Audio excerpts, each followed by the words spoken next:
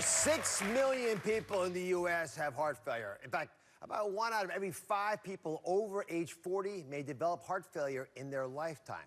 And it accounts for roughly 900,000 hospitalizations annually at a rate of nearly 2 every minute. So heart failure means the heart is unable to pump enough blood to meet the body's needs for blood and oxygen. And not every kind of heart failure is the same.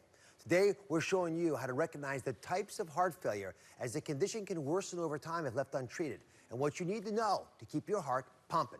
But first, a friend of mine, Eddie, who's been living with heart failure for more than 2 years. He's here on behalf of my trusted sponsorship partner, Novartis. Welcome, Eddie. Hi.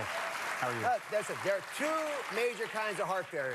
There's heart failure with a reduced ejection fraction or squeeze of the heart, and there's heart failure with preserved ejection fraction.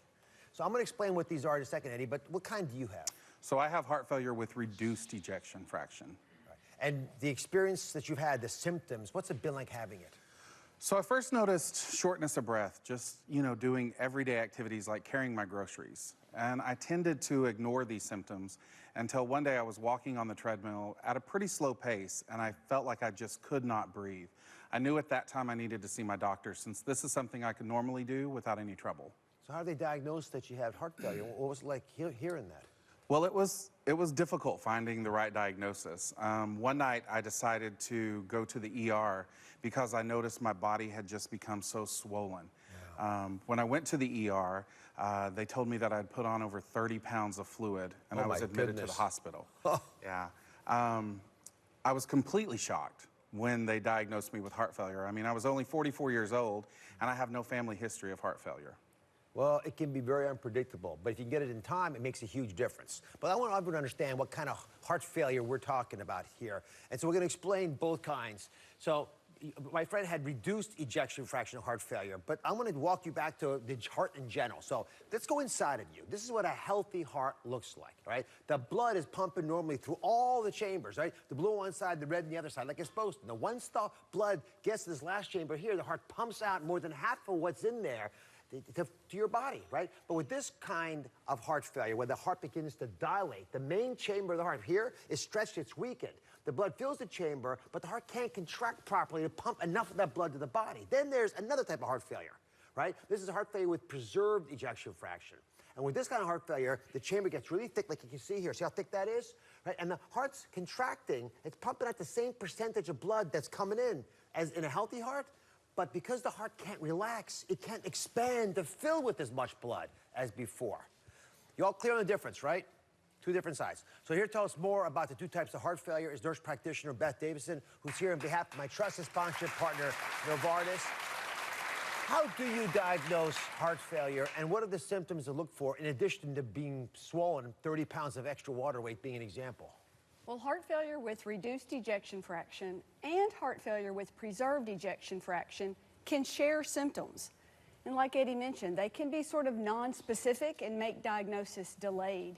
Some of the common symptoms are the shortness of breath and the swelling due to extra fluid, like Eddie mentioned. But patients also get weak and fatigue, and sometimes they'll have a persistent dry cough. And like you mentioned, heart failure with preserved ejection fraction can be a little more challenging to diagnose, because when the heart beats, the amount of blood leaving the chamber appears to be normal. But it's not, it's tricky, so we have to look for it. Which is more common, the heart failure with preserved ejection fraction or with reduced ejection fraction? Believe it or not, it's very equal. About half the patients who have heart failure have reduced ejection fraction. Half the patients who have heart failure have preserved ejection fraction. Most patients who develop heart failure, however, have an underlying condition first, like coronary artery disease or high blood pressure. But we're all at risk, especially as we get older, so we try to teach our patients to keep heart-healthy habits and stick with those.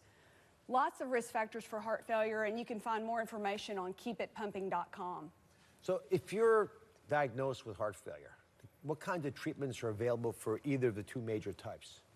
Regardless of the type of heart failure, it is a chronic condition. It can progress over time, leading to heart failure, hospitalization, and even death.